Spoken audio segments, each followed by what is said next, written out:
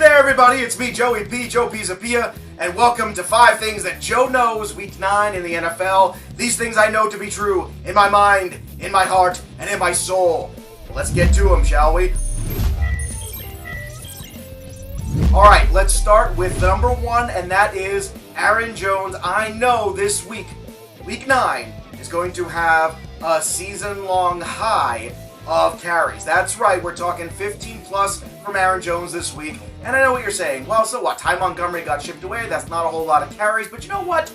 That's enough. I want to get him the ball 3 or 4 more times, and that'll put him over 15. And I think the best way to beat the Patriots, besides obviously putting Tom Brady on his rear end, is clearly to keep the ball out of his hands. And how do you do that? Well, you run the football effectively. And Aaron Jones, who's averaging 6 yards per carry, is that guy. Wake up, Mike McCarthy. It's Aaron Jones. Okay. The second thing that I know this week is that Courtland Sutton and Demaryius Thomas this weekend will both score touchdowns in that game in Denver. That's right, the Texans are taking Demaryius Thomas off of the Denver Broncos, and they're moving him over to their team, and that means Courtland Sutton is now available to do more things, which means, you know what? There's enough to go around for everybody, and I'm saying DT, and I'm saying Courtland Sutton both get in the end zone Week 9.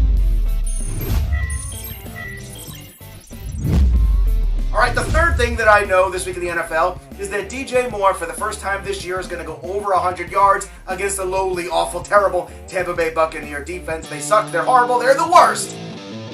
And that's a good thing for DJ Moore. So, I know he's getting close last week. He had 90 yards receiving, he had 5 plus catches. I think at least that much this week. I'm going to say over, let's say 7 catches for 110 and a touchdown. That's right, that's the line I'm giving you for DJ Moore. Trending upward. That's right. Good things for DJ Moore. All right.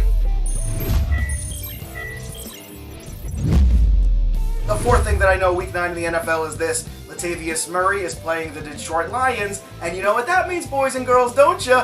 That's right. The same thing we do every week. We find the running back against the Detroit Lions, and we play him. And we play him everywhere. And we play him in DFS. And we play him in season long. Everybody gets a running back, and this week it's Latavius Murray against the Lions. Expect over 100 yards for Mr. Murray and at least a touchdown as well for him. Alright, the fifth and final thing that I know this week in the NFL is this. Joe knows that Nathan Peterman is bad. We all know that. It's not rocket science.